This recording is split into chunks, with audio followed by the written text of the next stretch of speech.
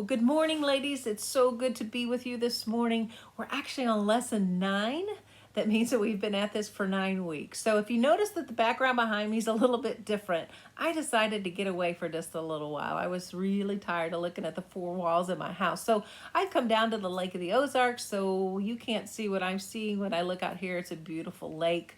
It's just a gorgeous place to be, and I'm spending a lot of time writing and praying and walking and just enjoying getting away for just a few days. So join me here at the Lake of the Ozarks here in Missouri as we continue on in this story. So like I said, we're on lesson 9, and it's Take a Walk on the Wild Side, part 2.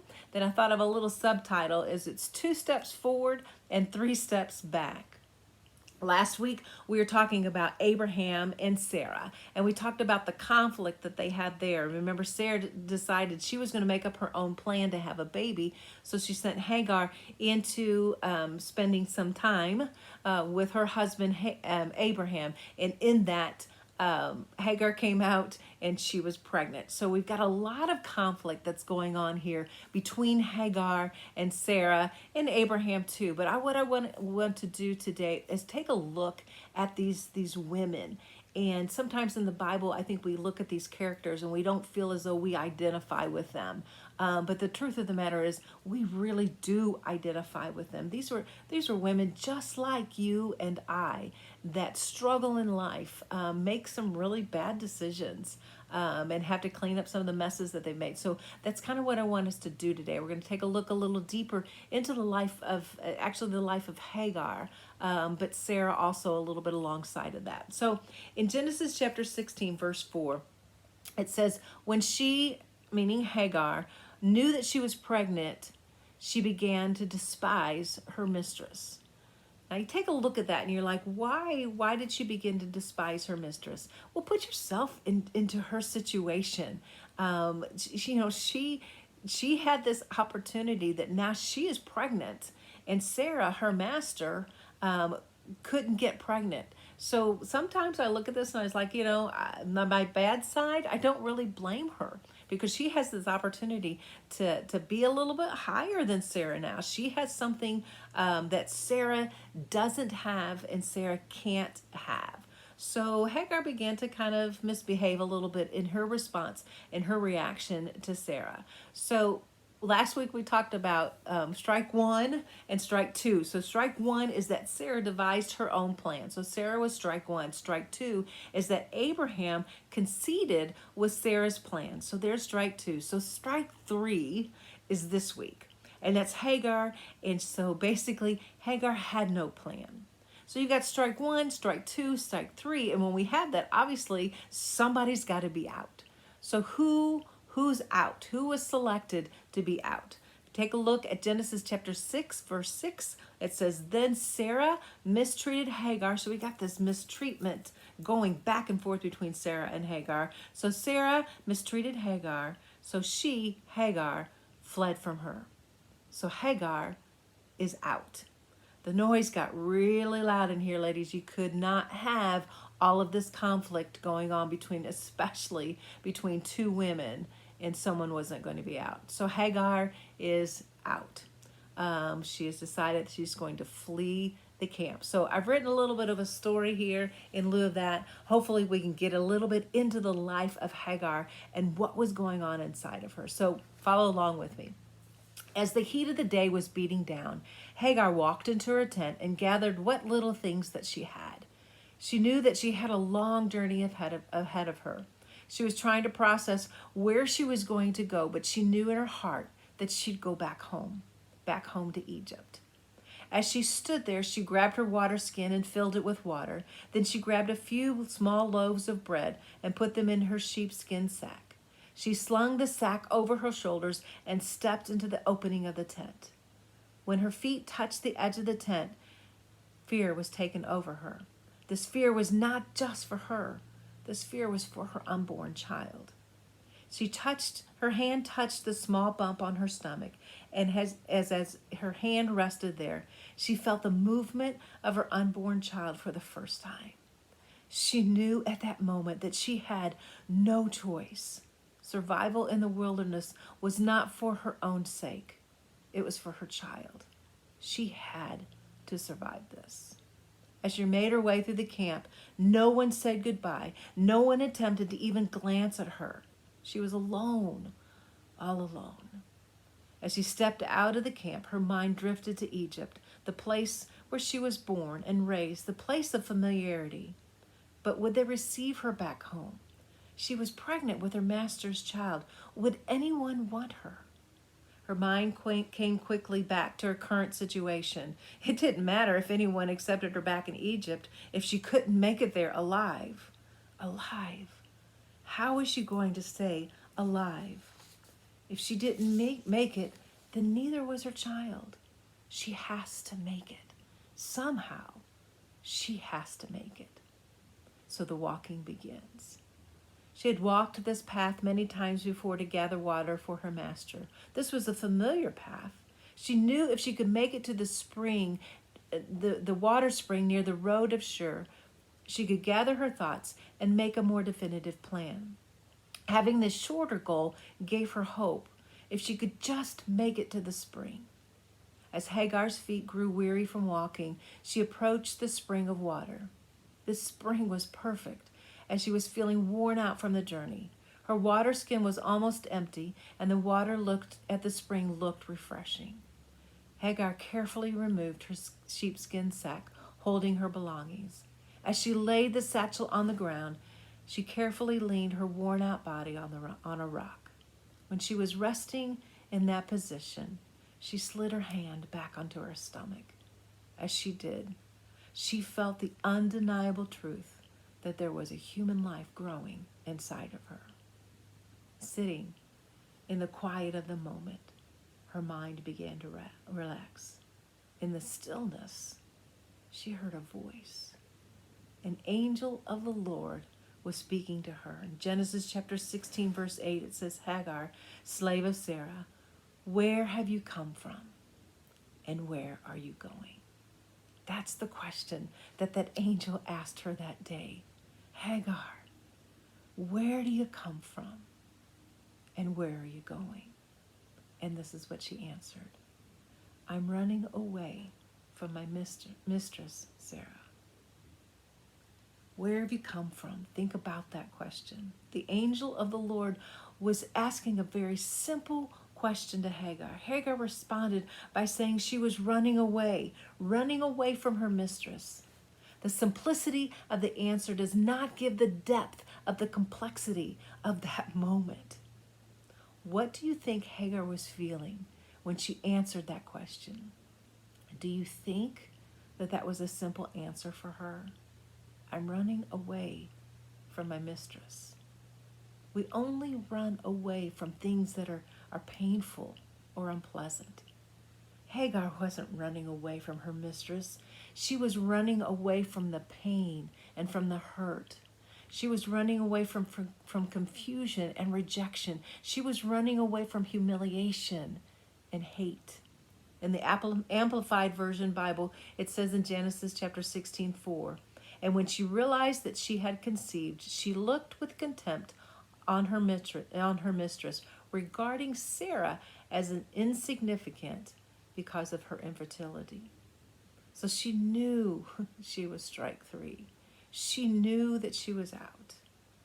Then in Genesis chapter 16:6, it says, so Sarah treated her harshly and humiliated her, and Hagar fled from her. Ladies, these are not just characters in a play acting out a story for our pleasurable reading. These are real women with deep hurts, women longing to be loved, women longing to be honored, women longing to be respected, women longing to matter in this world. Yeah, their culture was different, but the things that they felt inside of them was no different back in that day than it is for us currently. We have two very deeply hurting women. Two women who are reacting out of brokenness and not wholeness. We can point and shoot, but we need to be aware of our target. Hagar has been asked, "Where have you come from?" She could have simply responded, "I'm coming from Canaan and I'm heading to Egypt." But she knew that there was more to her story than simply a coordinate on a map. So she responded, "I'm running away." I'm going to tell you a little bit of story about myself. When I was a young girl, I had a lot of hurt and I had a lot of pain in my life. So often I would run away for a day here or a day there. And so this particular day that I'm going to tell you about was a moment in my life that when I look back through my healing, a moment where I believe that God was very, very present in my life as a young girl. So I'm going to read you just an excerpt from one of my journals that I wrote back in January, fairly recently, of 2018. And the title of this journal is called Share the Road. The day that I chose to take a left turn at the end of my driveway, I had ridden my bike from then on from my home for many miles. It was new territory for me, but was a lovely ride of new discoveries. As I was riding down a hill on a busy street in South County, St. Louis, I was forced to stop at a stoplight that had turned red. As I was waiting for the traffic light to give me permission to cross the intersection, I noticed an elderly woman walking along the sidewalk carrying a sack of groceries. She was attempting to get my attention. When this woman was trying to get my attention, my response was quick. I was a young girl who longed to be noticed, and that day, this woman noticed me. I loved that feeling. Once I crossed the street to see if I could help what I could help her with, I realized that she wanted me to carry her sack of groceries to her home. This should have made a young girl feel unsafe and guarded, but there was nothing unsafe or guarded for me that afternoon. I leaned my bicycle up against the traffic light pole, fiddled with the combination on my lock, and attached my bicycle safely to the pole. As we walked up the hill to her house, I carried her bag of groceries, and we talked about life. It was a sweet, innocent conversation between an elderly woman and a young girl. I never told her about the dark cloud in my life, because in those moments, that dark cloud no longer existed for me. As we approached her humble home, I handed her the sack of groceries. I was going to be on my way to my bicycle to continue on my journey. When she invited me into her home, I was a little hesitant in doing so, but I was also starving for conversation. As I entered her home, we stepped into her small yet immaculate kitchen. She sweetly asked for my aid to put away the sack of groceries. Once I completed the task, I proceeded to excuse myself from her home. Then she asked if I would like some cookies and lemonade. Little did she realize how hungry and thirsty I was. I graciously accepted her invitation. We sat aside her 1970s Formica type top table with matching metal chairs and continued to talk about various topics as I enjoyed my homemade cookies and lemonade. Once I had finished, we said our goodbyes. There was a little spring in my step as I made my way down her concrete stairs. In this moment, this woman had shared the road with a hurting, lonely little cyclist. I would never see that woman again in my life, but she was an angel who provided nourishment for my physical body in the form of lemonade and cookies. But this angel provided a much deeper nourishment. She provided nourishment for my soul. God had given her the opportunity to share the road with me, and she obliged. If my angel had asked me that day, "Where did you come from?" I don't think that I would have been able to answer that question with the deep clarity of what my heart was feeling that at that moment, the pain that I was suffering in that particular season of my life. I would not have been able to tell her that I was running away. I would simply have replied and pointed my finger in the direction of my house and said, "That's where I came from." There is a chance that Hagar may not have been able to answer that question with deep clarity either. When someone asks us where we are from, our quick response is the town or the state that we just left. But the truth of the matter is that the answer to that question is so much more complex. We're from heartache, disappointment, confusion, and sometimes abuse and neglect. Some are from divorce, a loss of a child, a cheating husband, a broken marriage, and so much more. We've either been kicked out of our previous life, as in Hagar's situation, or we have fled on our own accord to get out of the chaos. We have chosen to rest at the watering hole for more than just replenishment of our physical bodies. We are resting for the replenishment of our souls. But there's a second question that the angel asked Hagar. She asked Hagar, where are you going? If you look at that scriptures, you'll notice that Hagar doesn't answer that question. So either she didn't answer it or just simply isn't recorded in scriptures. But have you ever been asked that question? Where are you going? Our typical reply is, I'm going home. I'm going to Florida for vacation. I'm going to my friend's house. Probably if Hagar would have responded to this question, she probably would have said, I'm going to Egypt. I'm going back where I came from. But the truth within her is that she really didn't know where she was going. She could verbalize her destination, but she was probably fearful of what was entailed in where her final destination was going to be. She knew that the child that she was carrying inside of her was of mixed race. So maybe she asked herself that question, when I do get back to Egypt, are they going to accept my child? Have you ever felt like that? You don't know where you've come from, and you don't know where you're going. But you'd really like just to stay right here by the watering hole where it's pleasant and refreshing. God, why can't I stay right here? I have everything that I need. There's plenty of water for me. I feel refreshed. There's nobody telling me what to do. It's just you and me. It's all good. As a young girl, as I sat in the kitchen of that sweet woman eating cookies and drinking lemonade, there was nothing that I wanted more to do than to stay right there. She was so sweet and kind. She made some amazing cookies. She had delicious lemonade. But I knew eventually I had to get back on my bike and I had to go back home. God looks at us, though, with eyes of compassion. He knows that we feel safe by the watering hole. He wants more for our lives than just that feeling of safety, though. He knows that for him to use us, we must go somewhere. We must move. We either need to go back or we need to go forward. So what did the angel tell Hagar to do?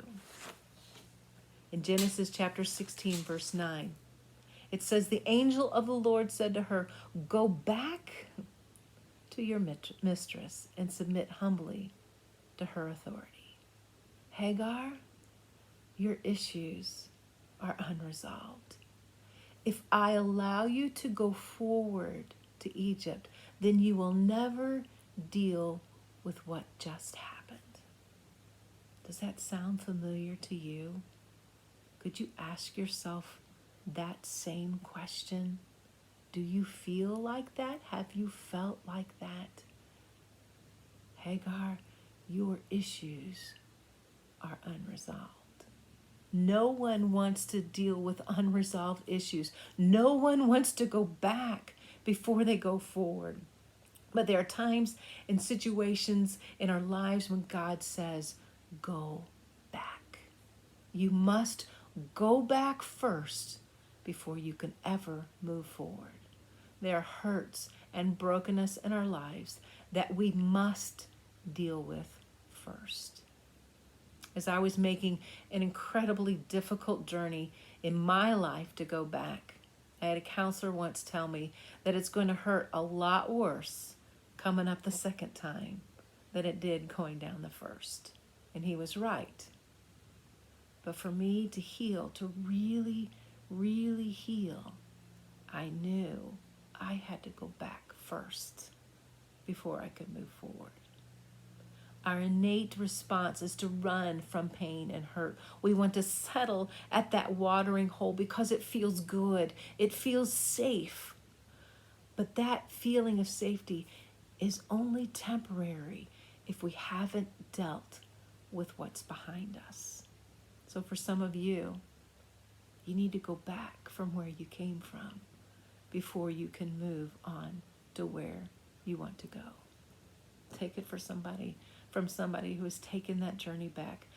The journey is really, really difficult, but the journey is worth it. In my journey of healing, I would often pray, God, take me as deep as you need to take me. But when you take me there, hold me tight. Don't let go. Maybe that needs to be your prayer today. Maybe you need to look at the fact that you need to go back before you can move forward. Ladies, I know that that's hard, and I know that that's difficult. I've done it.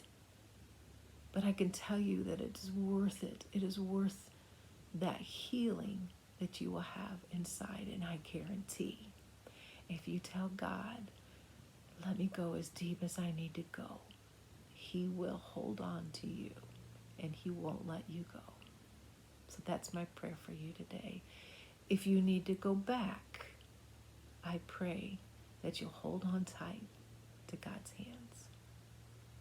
So next week, we're going to wrap up chapter 16 of Genesis. Like I said, it's so rich in some of these things that are in the scripture. So next week, we're going to talk about some more things that the angel had to say to Hagar, and then Hagar's response.